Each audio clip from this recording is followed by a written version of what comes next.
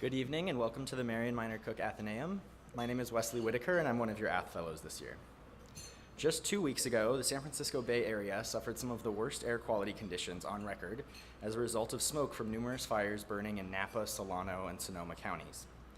With haze covering the iconic skyline and doctors urging residents to wear a certified air purifying mask during prolonged outdoor exposure, many compared the city to Beijing, which has some of the worst pollution in the world. Now, while these conditions have subsided as the fires have become contained, air quality and specifically dangerous levels of pollutants remain a pressing problem for California, with 6 of the 10 most polluted metro areas in the US located in the state. In fact, the Inland Empire Air Quality District that covers San Bernardino, Riverside, and Ontario, all just a short drive from campus, found that it is unsafe or dangerous to have prolonged outdoor physical activity for over 1/3 of the year for the past 3 years. The recent experiences of residents in the Bay Area are a rude awakening that something even so taken for granted can be so vital for our existence. Beyond the air that we breathe, our years of collective neglect for the environment have produced other looming threats, including severe drought, soil erosion that threatens our ability to produce crops from fields that were once teeming, and polluted oceans containing billions of tons of plastic. How can we continue to provide adequate standards of life in a way that prevents, or at least slows down, this kind of environmental damage? Tonight, our speaker, Christine Lohs, will explain China's approach, called Ecological Civilization, and how it takes into account ecological capacity and constraints when planning future development. After receiving a Doctor of Law from the University of Hull in Hong Kong, Christine Lohs worked as a commodities trader from 1980 to 1991, where she rose to the rank of Managing Director and later Director of Business Development. She was then appointed to the Hong Kong Legislative Council in 1992, where she won 2 re-election campaigns and served until the year 2000. Later that year, she co-founded Civic Exchange, a Hong Kong-based nonprofit think tank whose research focuses on air quality management, nature conservation, and sustainable urban design and planning. Time magazine recognized Lohs as the prime mover of Hong Kong's environmental community in 2007 as part of their Heroes of the Environment series, and she was recognized as Woman of the Year of 2006 by Hong Kong Business Weekly. Lohs stepped down as chief executive of Civic Exchange in 2012 upon her appointment as the Undersecretary for the Environment in the administration of C.Y. Leung, where she served until July of this year. She now serves as an adjunct professor at the Institute for the Environment, Hong Kong University of Science and Technology. Professor Lohs' Athenaeum presentation is co-sponsored by the Keck Institute for International and Strategic Studies. As always, I must remind you that audio and visual recording is strictly prohibited. Please silence and put away your devices at this time. And please join me in welcoming Christine Lohs to the Athenaeum. Thank you. Well, thank you very much for inviting me to join you for dinner. I have not been to Claremont before, and when I came today and had a small opportunity to walk around your campus, it's really a very beautiful place, and one I would recommend to my daughter when she gets older. What I'd like to do today, and I've already been pumped by the students on questions about China's environment and the politics of the environment in China. So I hope to be able to give you a perspective that you may not have heard before. Now, I come from somebody who cares about the environment, who's worked in the environment for a very long time, who has often been very angry about how we allow our environment to degrade to an amazing extent. But my first job was actually as sort of a Girl Friday in 1980 in Beijing, and I know many of you are not around yet in those days, but it was my first job. As I said, I was Girl Friday for an American company that was the first to get a representative office license in Beijing. Now, at the time, I was about the age of, I guess, a fresh graduate from Claremont, and I knew nothing. I mean, I knew something, but I really didn't know much about the world. But one skill that I had was that I spoke relatively poor Mandarin. And this company, I'm just going back to a time where I think it's important for people to understand. So it was in 1980, American company, first company to get licensed to operate in Beijing.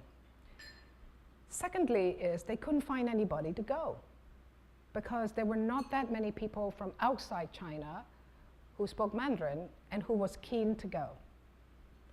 I'd expect, my Mandarin was passable because I'd actually went back to school in Hong Kong. I enrolled myself to learn Mandarin. I thought at the time that if I knew some Chinese, some Mandarin, that I could follow China's legal development because I was actually a law graduate. And I thought as China was beginning to open up in 1979, that if I could follow China's legal development, that would be a good career for me. So somehow I fell into this job because they were looking for somebody who was willing to go to Beijing, help them open, actually physically open the office, and be willing to work in Beijing. Now, I put my hand up and I thought, I want to do that because I can improve my Chinese. And wow, I was going to do something that none of my contemporaries were doing. I was going to go to China. I was going to go to Beijing. So that's where I started. And on my first morning there, I arrived at night. I was staying in a hotel because there were no apartments for me to stay in. I didn't know where I was.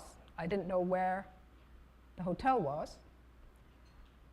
The next morning, I pulled open the curtains, and the sight was the Forbidden City. And it was a clear, clear, blue, icy day. It was the 3rd of January, 1980. So from there, I started to learn about China.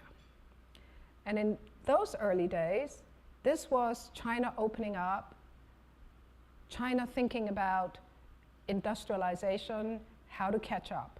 So I kind of feel that I had a front seat just observing. I worked for this American company that was a commodities trading company. They traded physical commodities. What that meant was, if you were buying and selling steel, you actually delivered thousands of tons of this. So in those days, I also had an industrial insight into China because I was going to mines, I was going to factories that were producing these things. The company that I was with, we were sourcing raw materials for China's development. So I went to these unusual places. They were definitely not tourist attraction. But thinking back again, I had this insight into what was happening in China. Now, as we go along from 1980 into the 1990s, well, we know kind of what happened. China made a very major policy shift to reduce poverty. This was its front and center policy. And what that meant was it had to have economic development, it had to grow in order to advance, to educate its people, and to bring people out of abject poverty. Now, on the industrialization end, we could see China becoming the factory for the world. Even today, I mean, you remember how many things you're buying for yourself, for your families, that were made in China. So what China had done in her model for industrialization was to be willing to do a lot of, at first, lower end production so that it could produce all these things that the West needed. It fueled a kind of consumerism. It had to import a lot of raw materials. It had to use its own natural resources in order to get on this track of industrialization. Now, if we think about industrialization, well, we know kind of also what happened in terms of how it impacted on the environment. If we went back to the mid-19th century, that was when the world started the Industrial Revolution. And I'm sure for those of you who study the environment, you have seen the maps of the rise of carbon dioxide from the time of the Industrial Revolution. You can kind of see, as the world industrialized, what that meant for the environment, the global environment. If we were to take any particular country, and let's take the United States, when did the US pass its first Clean Air Act? 1970. Now, that's not that long ago in the United States. That's not that long ago. A number of members of my family are from, they've been here in Los Angeles for a very long time. And they talk about, in the 70s, growing up in LA, the terrible smog. And for people who are slightly older, if they grew up in London, they talk about the Great Smog of 1952 that killed a lot of people in a matter of 3 or 4 days. So it wasn't that long ago in the United States that there was the first Clean Air Act. In 1972, there was the United States Clean Water Act.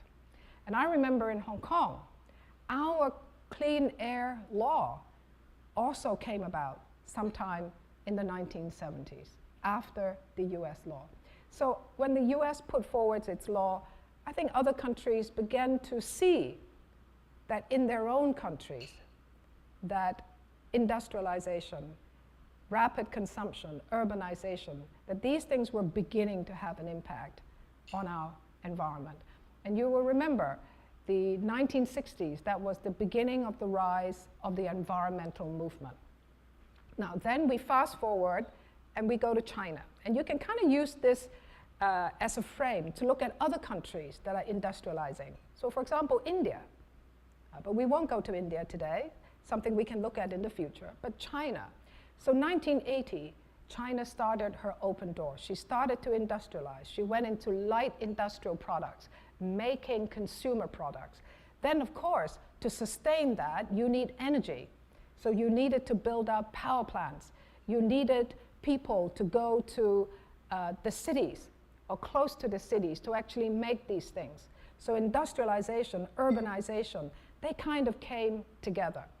And the first place that China opened up for foreigners, people outside China, to come and make things was across the border from Hong Kong, the city where I grew up, in Shenzhen, in Guangdong province, in the Pearl River Delta. So just across the border from Hong Kong, there is an area called the Pearl River Delta, so it's a delta. So if you imagine Hong Kong and the Pearl River Delta, this is an area the size of the Bay Area, San Francisco and the Bay Area. So very small.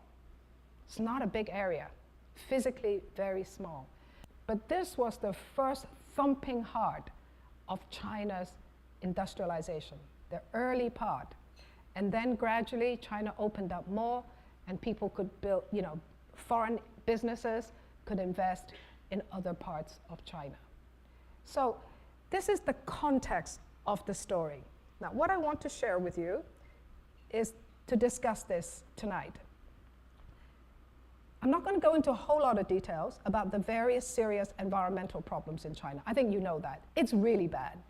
It was really bad. It's still really bad. But I do want to talk about, and where do we think it's going to go? What are the new ideas? Are there any new ideas? Ecological civilization is being presented as a new philosophy, a new development model, and I would like to go into that a little later. So I am going to go into the 19th Party Congress because I know this is a hot topic, and we'll try and link those together. And to use one subject as an example, I want to talk about air quality. So you can see, are improvements being made? And then finally, are we hopeful?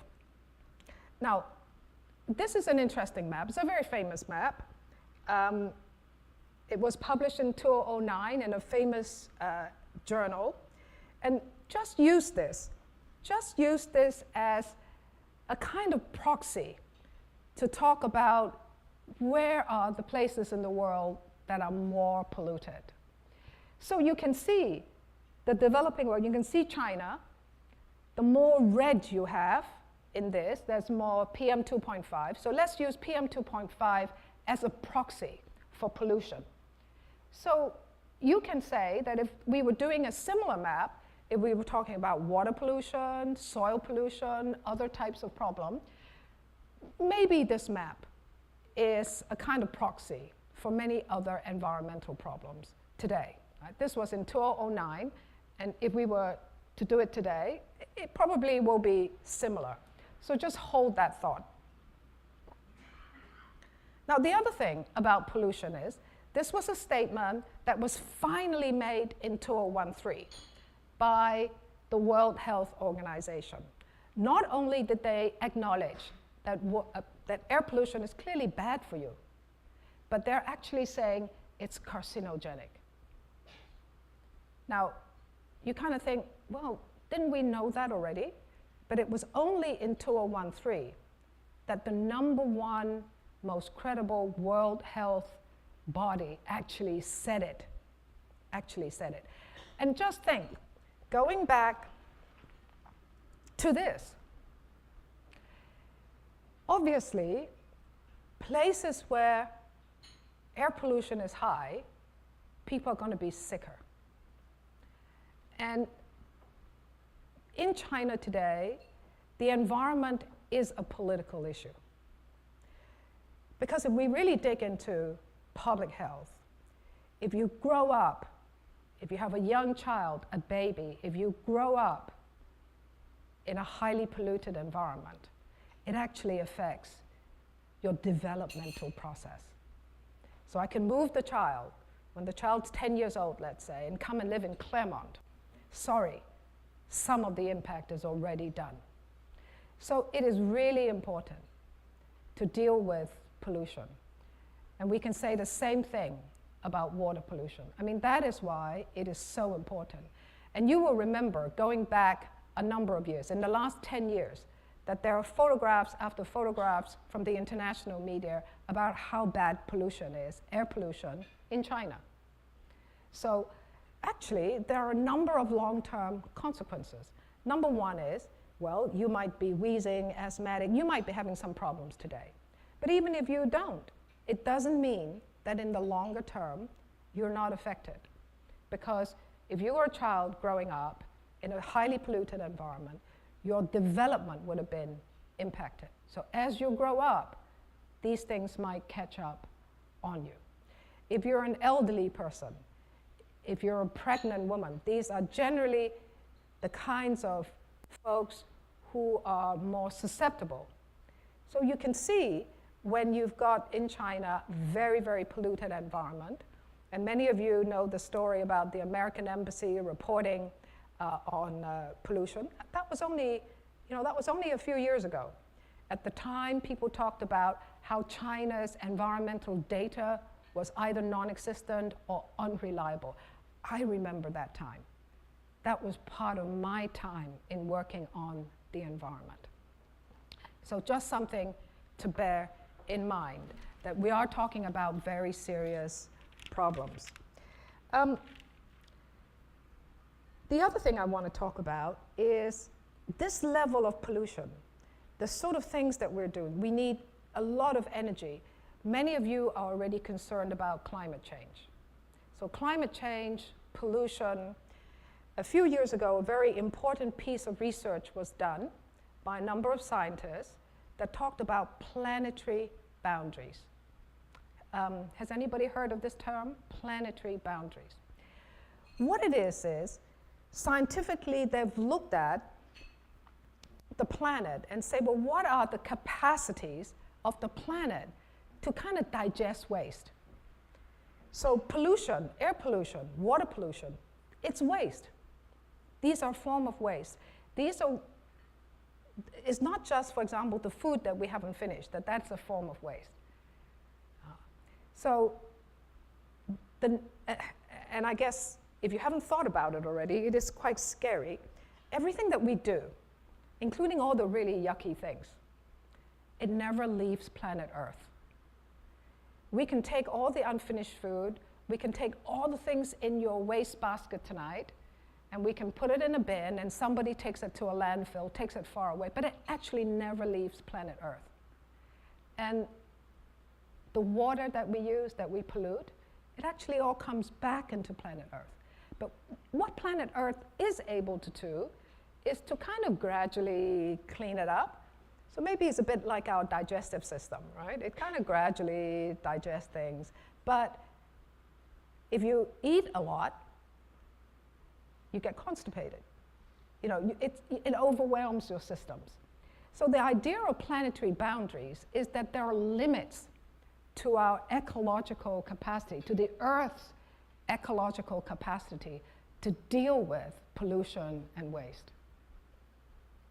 So this is very important to remember, because if we were looking at our development, what we do, human activities, with an eye to what the planet can take, then well, we need to think quite differently. I'll come back to this point in a moment. Now, so knowing that things are really bad, what is China doing about this at the moment? Well, the first thing to do is that you have to acknowledge that we really have a problem. And it took some time. This concept, ecological civilization, it's a term that first appeared in Chinese political literature in 2007. And for those who can read Chinese, that is the 4 characters. The first 2, reading from left to right, is ecological, and the second two characters mean civilization. Now, I think many of you have heard of the term sustainable development.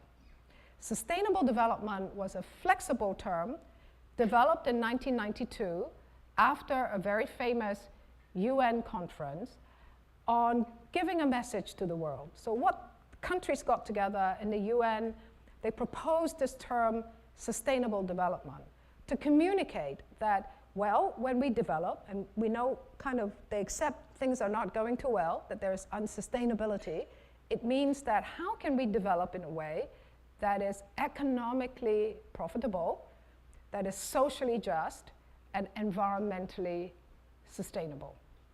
How can we do these 3 things? And then over the course of time, a lot of literature from all around the world had developed about how we should, right, how humans and countries should develop in a sustainable manner.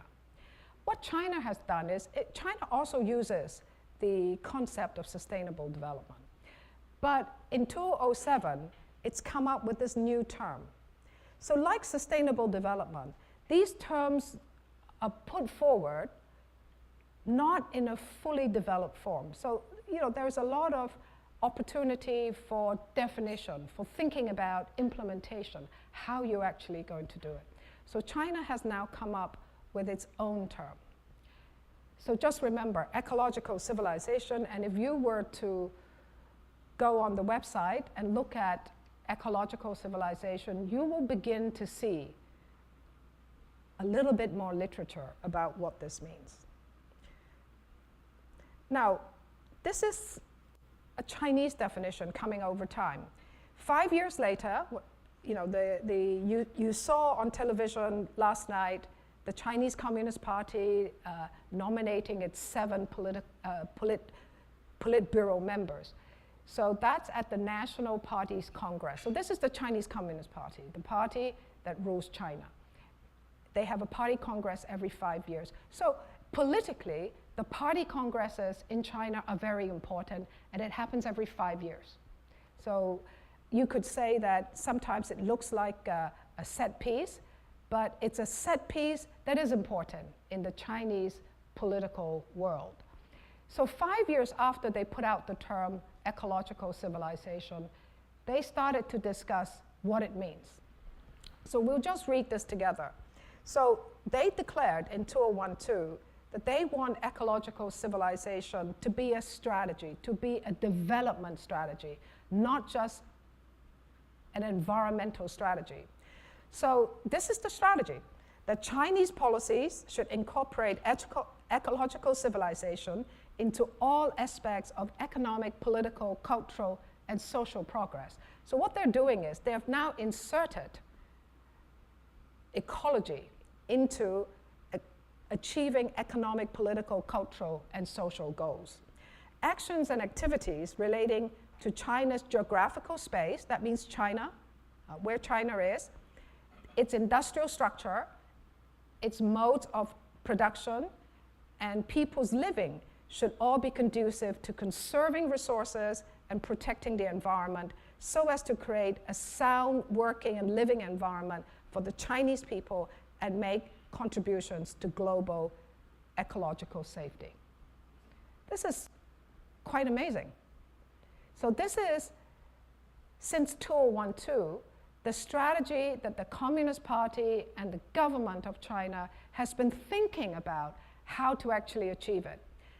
And since 2012, and as I was working in Hong Kong, working with the Chinese government on issues that relates between Hong Kong and China, I could see that these things were gradually being rolled out. Now, it requires actually a lot of things to be done. So you need good data. Do we have good data in China? Well, increasingly so. Actually, already a few years ago, China started to report air pollution data online. Every city has to do that. So getting the data out to the people, very important.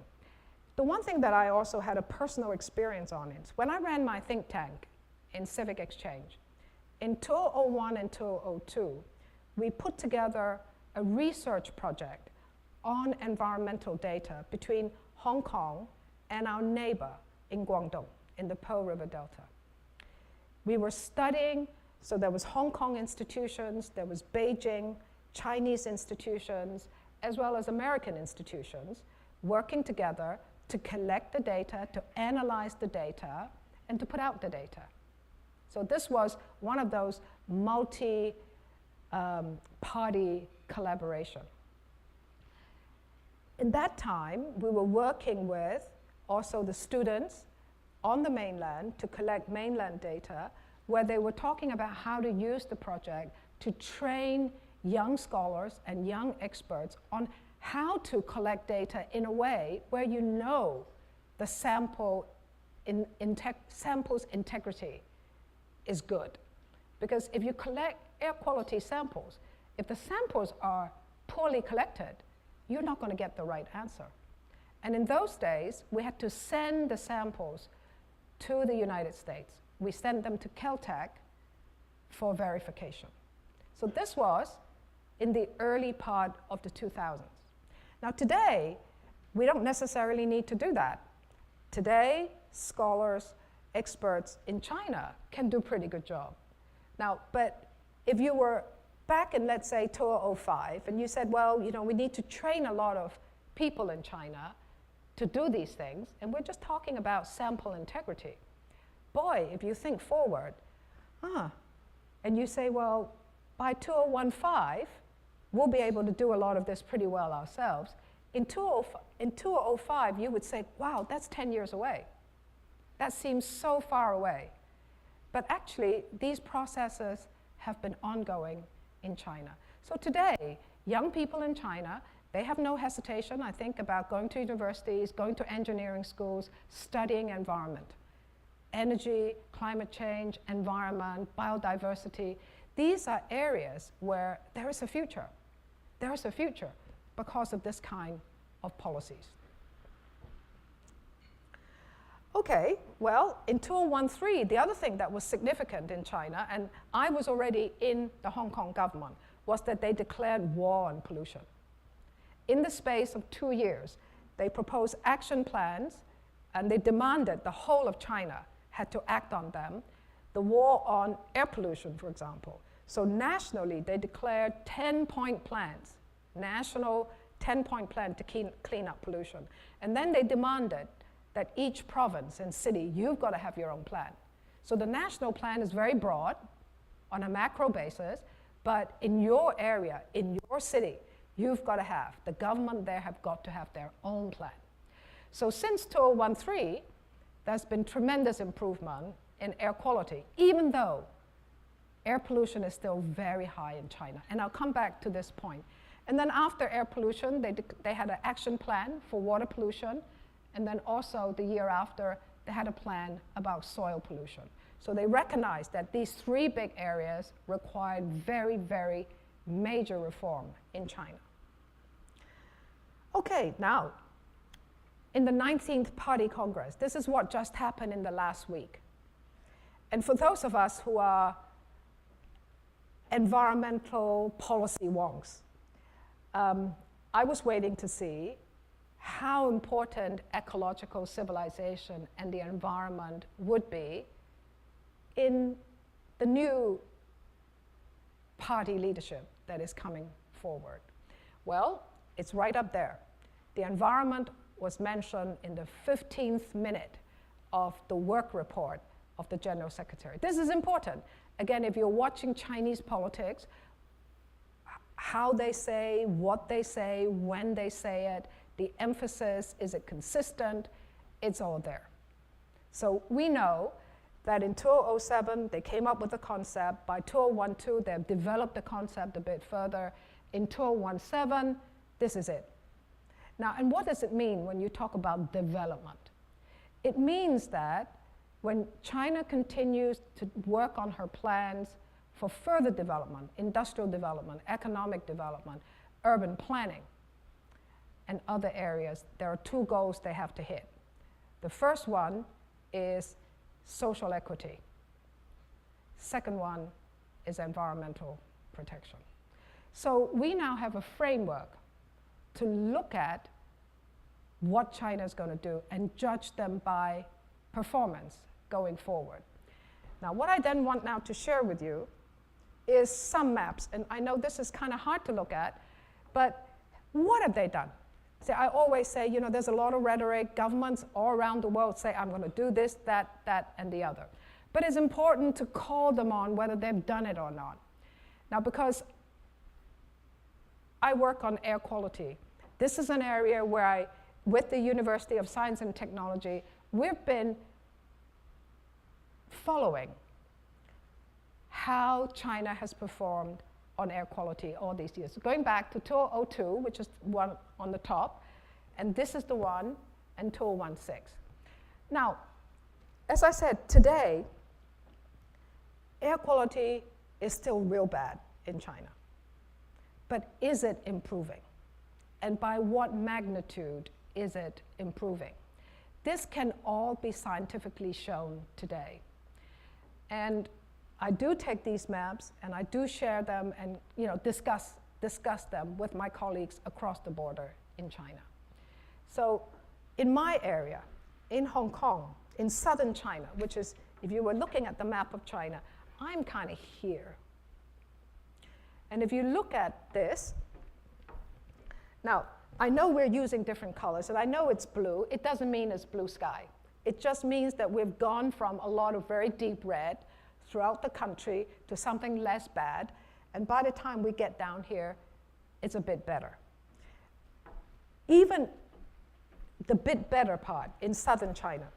So if you're going to go and live in China, and if you want an area where a big urban area where the air is less bad, it's actually where we are, in Hong Kong and in southern part of Guangdong, where you can trace actually the industrial history of the Pearl River Delta. And it's remarkable that in the last 3 years that we've had tremendous improvement. Now this doesn't come from just talk. This comes from really, really hard work. And I know you hear from the newspaper sometimes that they've shut down factories. Well, they have. They're controlling vehicles. Yes, they have. I mean, it's a combination of many, many different things that are being done. So I always believe the data speaks for itself. Is the data good? It's good, because it's the data we're doing also out of Hong Kong. You know, this is from satellite. We have other ways of looking and checking on the data. I'll just say one last thing.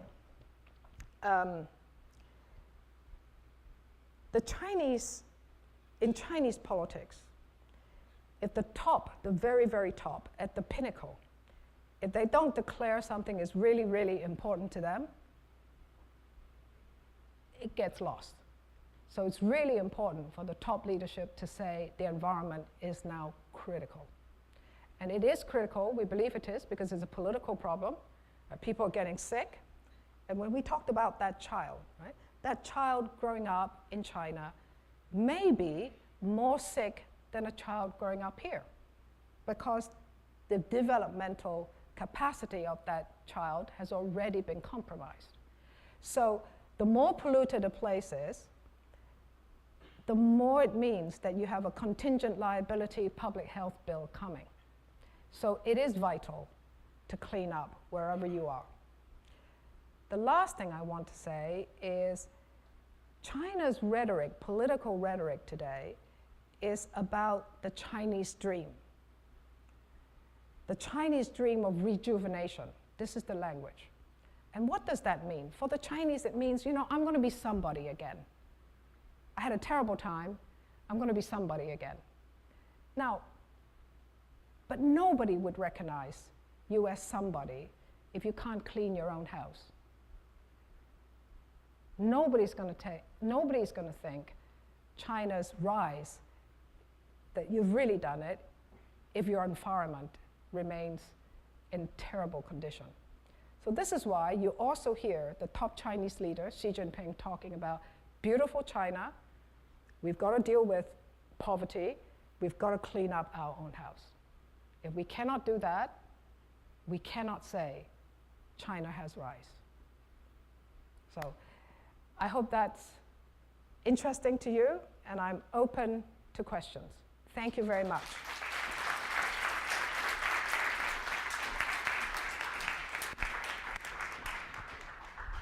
Thank you so much. We will now have time for questions. If you have a question, please raise your hand, and either Wesley or I will come and hand you the mic.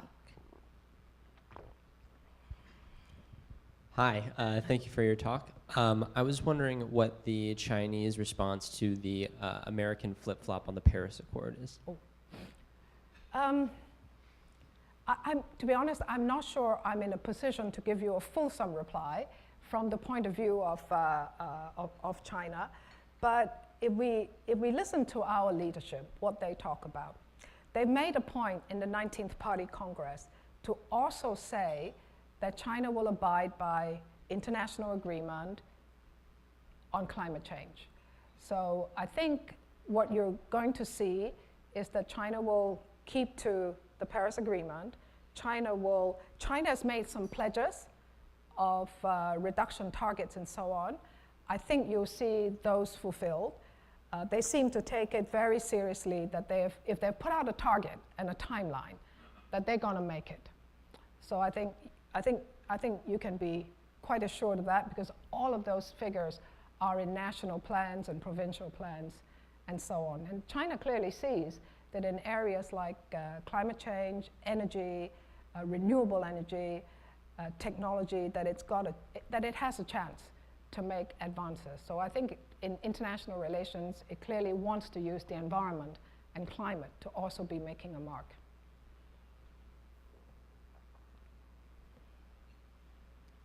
Hi, thank you for your talk. I was just wondering how this sort of change in China's production habits is going to change, like, the structure of like Chinese, I guess, expansionism, like with the one road, one Belt, one road, yes.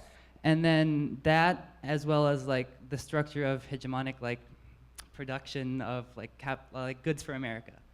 Sorry? Like cheap labor and cheap goods. How is that going to change? This is an interesting point.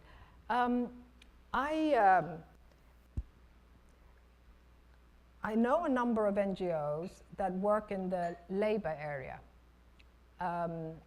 and they have said to me, China, focusing on China, they actually told me 7 or 8 years ago that they thought Chinese policy was to enable the Chinese worker to earn more money over time, and that it was not a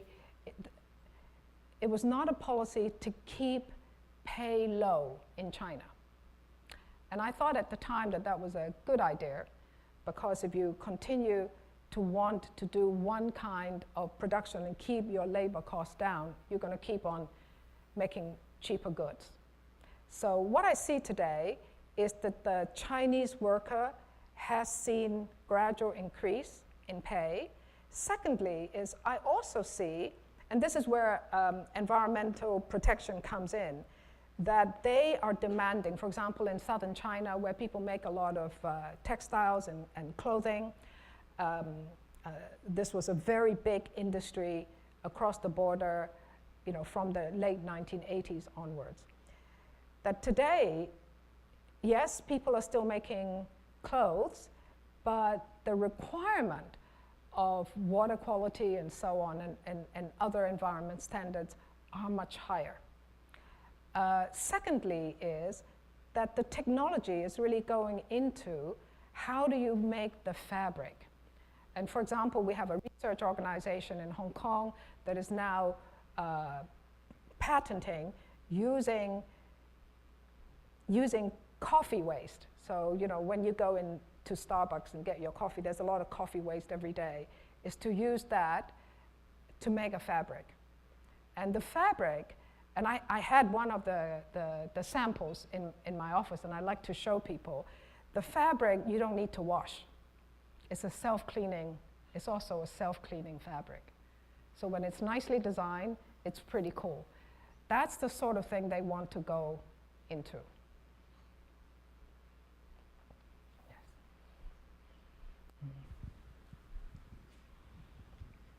Hi, thank you so much for your talk.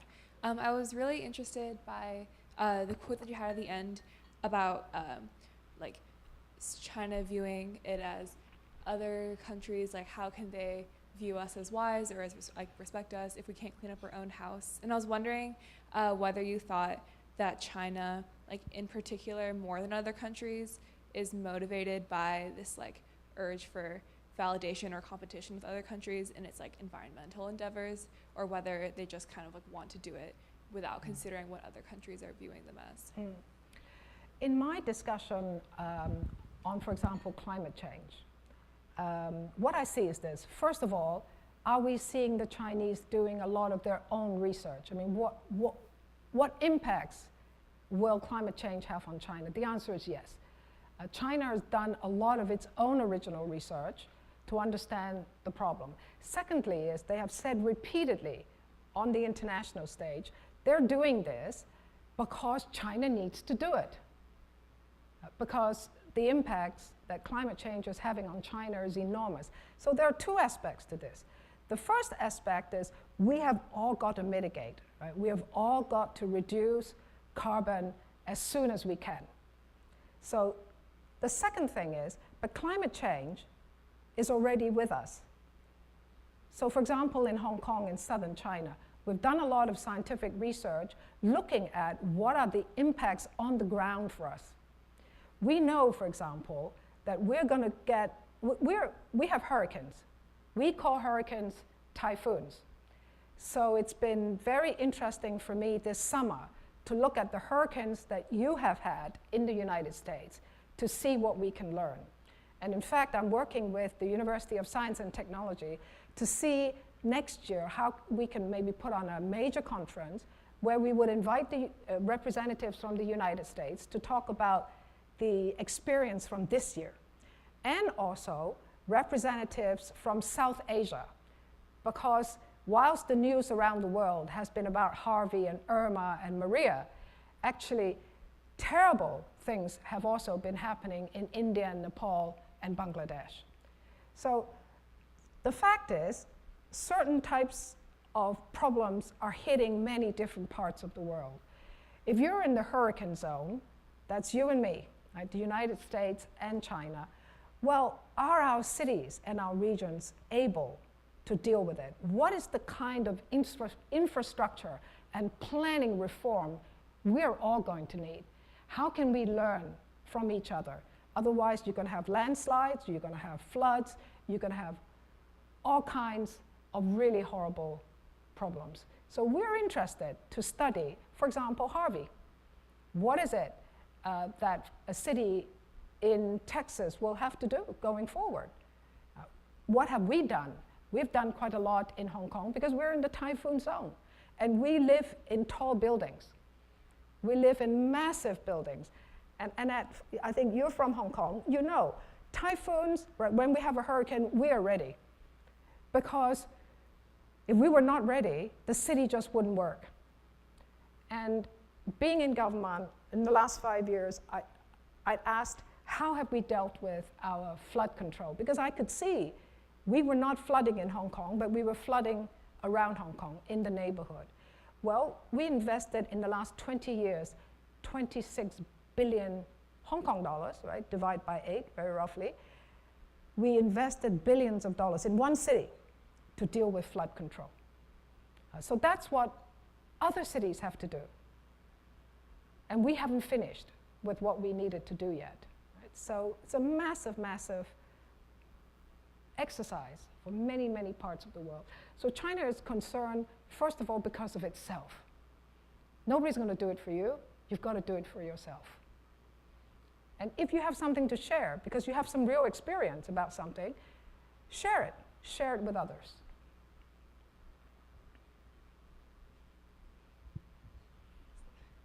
Thank you for your talk. So my question is about this documentary that came out a couple years ago called Under the Dome, Yeah.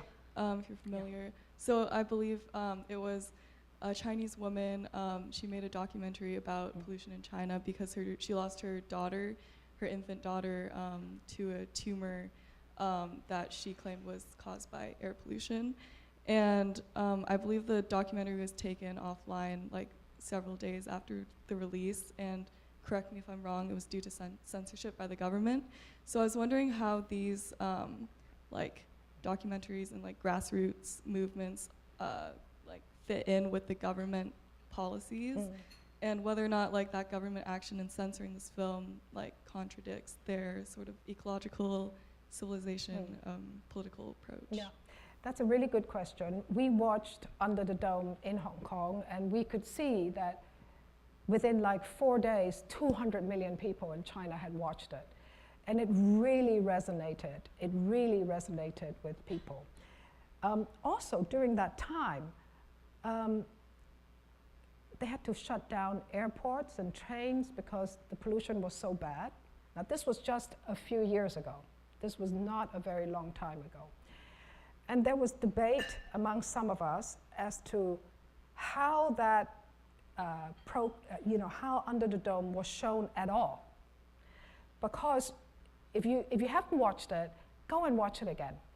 You will see some very significant people she interviewed. Quite a number of those were people I knew personally. These were very, very well-known scholars and others in China, in air pollution. I mean, you know all these people. It's like in the United States, you can name, oh gosh, so and so and so and so and so and so. So one of the takes is that actually Under the Dome couldn't have been shown at all if there was no some kind of official condoning of doing it. Secondly is, don't know why they have to take it off. I mean, maybe 4 days, 200 million people was just too much for them. I don't know. But in any case, the point was made. The point was made. And following that, in 2013, I think it was in 2013, right? And shortly after that, in fact, the 10 national air pollution measures were put out. So I do see Under the Dome, it really hit it at the right time for the general public. But as I said, we need to follow, okay, you say, the government says all these things, I'm going to do this, I'm going to do that, and you have to check from year to year, have they done it? What have they done? And how can we encourage them, how can we push them to do more? Because the problem is still very severe. Yes, I think you had a question?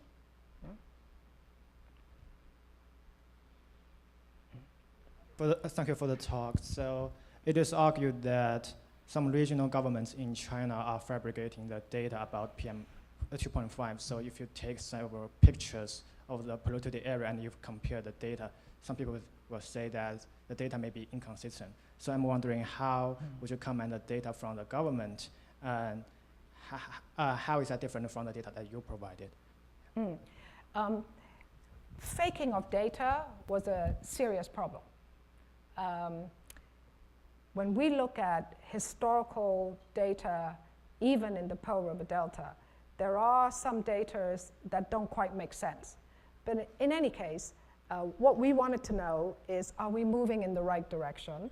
And how can China put in place a system where, first of all, they do good measurements. Secondly, is that they have supervisors to make sure that you're not faking the data. And then thirdly, you need to analyze, you need the ability to analyze the data to decide what you're going to do next. So what you see is that in China, over time, they are building up the core of regulators and enforcers. And I can't quite remember what the awesome numbers are. I think in China today, they release data like how many regulators they have and how many, the fact that they're prosecuting people. And I think that is all quite serious. Now, is there no faking at all? I can't say that. But as a whole, will you trust Chinese data? Air pollution data, we can trust. We can trust. And because, technically things are more robust and people are actually much more competent. The scientists and others are much more competent. It's much harder to get away with it today. And the other thing is, your boss is looking at the data. See, this is the thing that really scares people. Today, if you are a senior party official or you're a senior government official, your promotion is no longer tied to just your economic targets. You have to deliver on meeting your environmental targets. So if you're somewhere in the system and you're thinking of faking things, so you can get it past your boss, your boss is looking at the stuff online.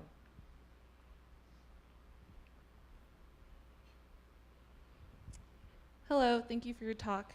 So developmentally, China has gotten to the point where they've started to export polluting manufacturing, so like industries of steel and paper to other poor developing nations, also known as pollution havens. So you talked a lot about this ecological civilization, and I was wondering to what degree China has a responsibility of, a global responsibility of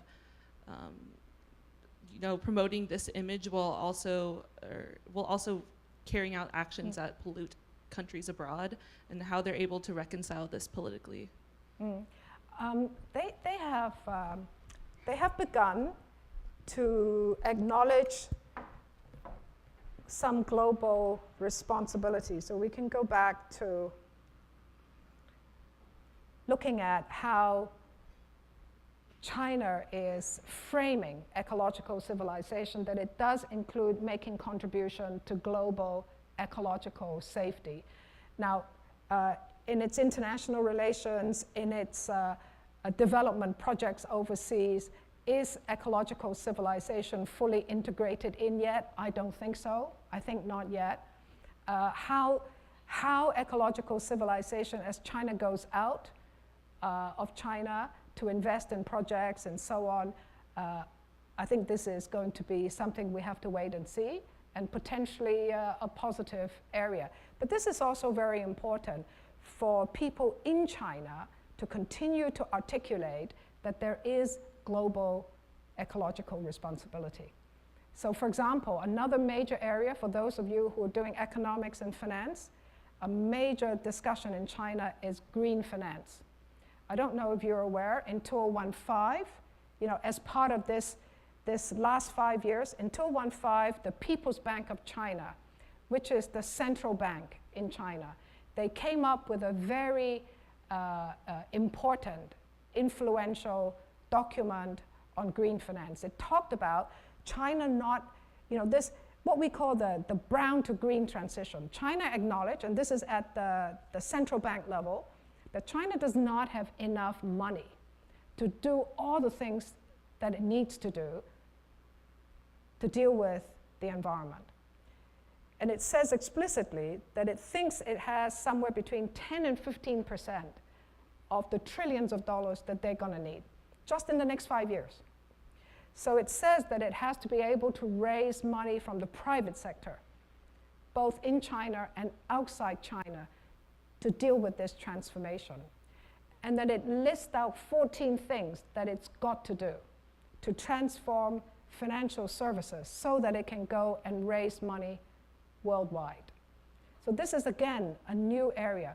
One of the things in this 14 areas is it acknowledges as China develops the China Infrastructure Bank, which is the development bank, and as it works on projects outside China, that those projects should have some kind of environmental screen. Now, how it is going to do it going forward, we have to wait and see. But that's also quite encouraging. For those of you in finance and economics, the People's Bank of China Green Finance white paper is worth a look at. Hello. Hi, thank you very much. As a person who just come from Beijing, I lived there for 10 years of my life, I would want to raise some concerns about how young people like me have young people of me's attitude toward the government, especially on the aspect of how the equivalent of Facebook and Twitter. In China, we have WeChat, and how recently a lot of sensitive articles are being reported and are being put down. So a lot of people have been, we've followed many experts, like we follow grassroots movements, and their articles are gone, like as soon as they are put on. And also a lot of documentaries, videos, we have no access to that, let alone we have a great firewall to access Google and YouTube. And I'm very glad to hear that the government is making an effort, but as high school students and now a college students, I'm really concerned about how can China's government do what they, how can Chinese government meet the needs of people and be monitored by the people if we don't really have a freedom of speech, and if young people are not engaged freely in this conversation? Well, you've asked a very important question, and I don't have a quick, smart answer for you. The reason is, for us living in Hong Kong, we are very conscious that if you're in Hong Kong, which is a part of China, you can access anything that you want. And we understand when you cross the border into Shenzhen, then that situation changes.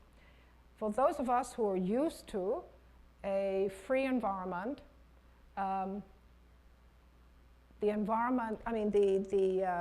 context in China is not very attractive. Now, on a political end, what Chinese leaders have to do to deal with those issues, I don't claim to know what to do. It's very easy to say they copy the Western environment, and actually, if you look at the 19th Party Congress, and they spend a lot of time trying to discuss why they can't go down that road. Right? But I think what you're talking about is, well, is there some space where you can have access to information and more freedom of expression? I think this is probably one of the major challenges for China going forward with its own people. I think that's number one. Number two is, of course, this is also one of the areas where China's rise is going to be judged by the international community. As I said, I don't have any quick and easy answers as to how to do that. But I hope young people don't lose interest in politics. Whether you are here in the United States or whether you're in China or elsewhere. In a way, whatever political process you have, you are relying on your political leaders to do right by you. And if people don't want to go into that process, and going to that process could be very unattractive in different countries. So one of the things that is difficult, for example, even in a city like Hong Kong, you have no personal life. And whatever you do, whatever you've done in the past, and your families, they're open for discussion by others. So even just on that simple thing alone, it puts a lot of people off going to politics. And I've spent a long time, whenever I talk to young people, to say, but do not abandon the public sector, because that's where we expect a lot of things to be done in the public interest. So in China, it's hard maybe, but how do we define this in China? You know, you see in China, they talk about inter-party reform. So as you know, some systems, some Asian systems believe that reform is going to come from within. You've got to build up the competence, got to clean up corruption within the system. But outside, you don't knock the system. So that's one line of thinking. Another line is we should be able to say whatever we want. We should organize and so on. So different kinds of thinking. And I think contrasting system, China and US perhaps represent two very different systems. And I think when you're a student, they're probably two of the best systems for you to kind of think about each other and think about systems. And what you think and what you might want to do, and wherever you are, whichever country you're going to end up working in, what is that public dimension of your lives that you would offer for the public interest? You know, not everybody's going to be a politician, not everybody's going to be working in the public sector, but as a citizen, anywhere you are, what is it that we can do to improve the public interest? I think that's really important going forward.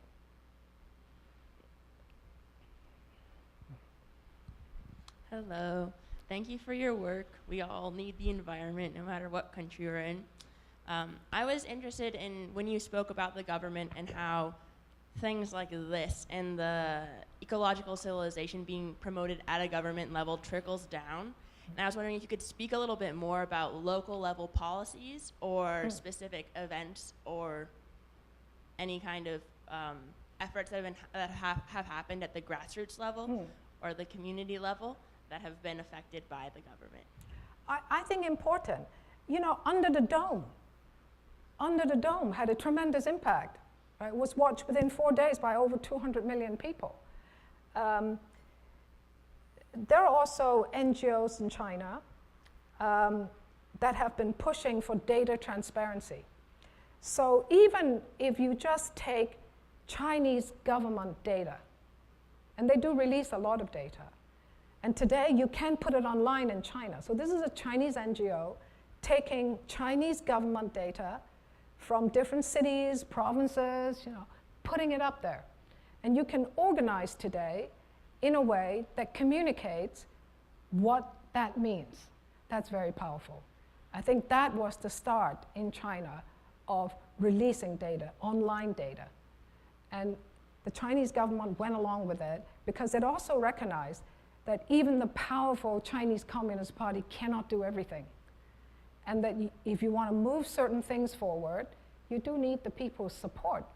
Now, the thing about the environment is nobody's going to argue with you ideologically that pollution is a good thing. Nobody can justify that. So, and on the environment, I do personally think this is a very good idea for, this is a very good area for rigorous government-to-government talk. So, you know, US, China, if you want to choose an area to really have good dialogue, well, the environment is a pretty good one. Now, NGOs, environmental NGOs have had a bit more space than perhaps other kinds of NGOs, where pushing for data transparency, pushing for research, using research perhaps that has been done at the universities about public health and so on. These are areas of potential opportunity. Thank you for your talk today. I was raised in Shanghai, and I can say it's like absolutely one of the most heavily polluted cities in the world. And sometimes the environment, like the air pollution was just so bad that I couldn't go out without wearing a mask. And my question is, although we are aware that somehow nowadays the leaders of Chinese political system are embracing this idea that we need to protect protect the environment, and we need to put this like at the very important place. But how long do you think it would take for the Chinese citizens to really embrace this idea that environment protection is now pretty much of the same importance with economic development, and how long do you think they would really achieve this, national consensus that it's an important thing instead of like it's something that is trivial and not important? Thank you. Well, I think you've asked a very important question of how kind of people are. Because in Hong Kong, I'll share a story with you. I was banging on the table when I was a member of the legislature in the mid-1990s to say air pollution is really deteriorating. And part of the reason is the Pearl River Delta had become really industrialized, and there's just a lot more air emissions.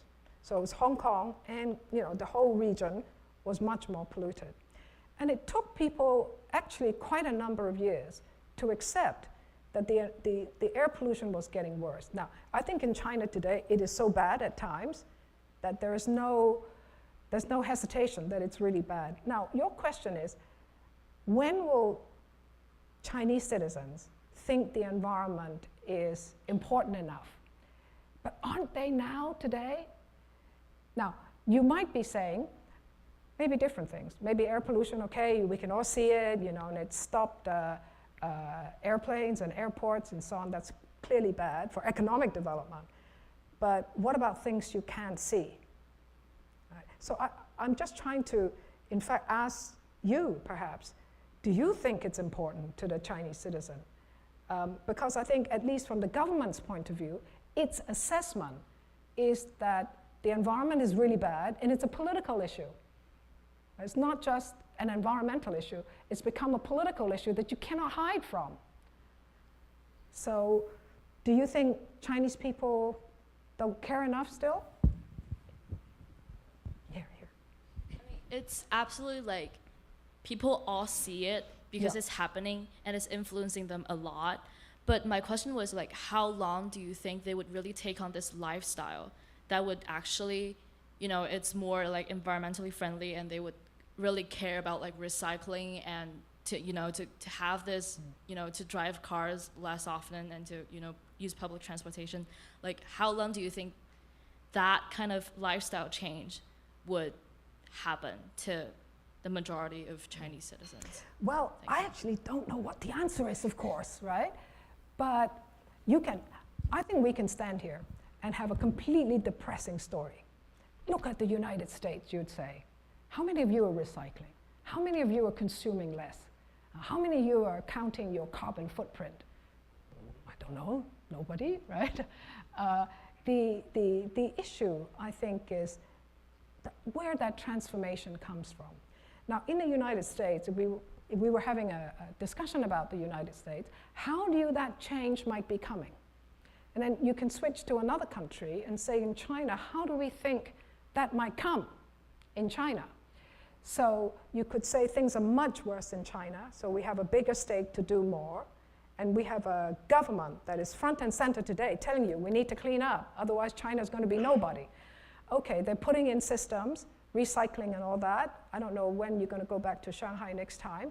I think over the course of the next few years, you're going to see a lot more of that, because I can see what the government is trying to do. Even in little Hong Kong, right? We're very upset in the government about our own inability to do better on waste. So we're piling money into that. We're persuading people that in the future they're going to pay. You're going to pay to throw away, right? And we'll see if we get the legislation passed. So there's a lot of challenges that we all have to do. But in China, at least, you have, China being a more authoritarian, top-down political system. If you haven't got the leaders telling you, we're going to do this, and they're going to pile money and manpower into doing it, it's not going to get done. How long it will take the Chinese people to kind of get into it, I can't say at the moment.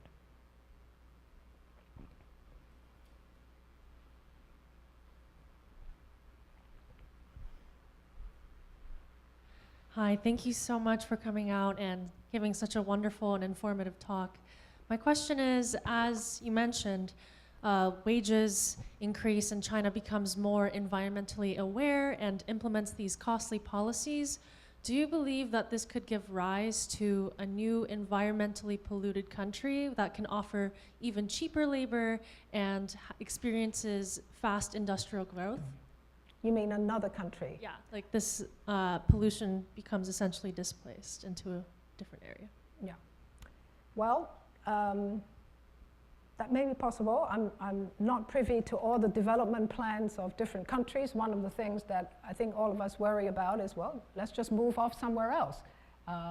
We are beginning to see, well, we have been seeing manufacturing moving out of China and going into other countries in Southeast Asia or South Asia. Yes, we can see that. Well, I think we do need a global discussion about some of these things, but we can at least say it's China's fault. Right? What we want to do is have a global discussion about responsibility.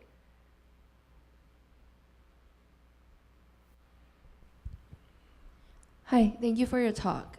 You mentioned that social equity is one of the important pillars of China's environmental development policy, and I was wondering if China is seeing similar social problems that the US sees, such as lower income households moving into or being pushed into more polluted areas, or having jobs that are more, I guess, exposed to pollution. I was wondering, or if they have different problems in China, and I was wondering what policies have been implemented to deal with those problems.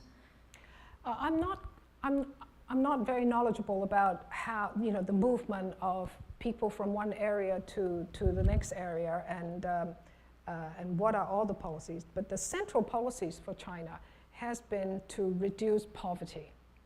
And I think there is no argument that China has really done an amazing job in lifting, 700 million people out of poverty. And this was their policy in 1979.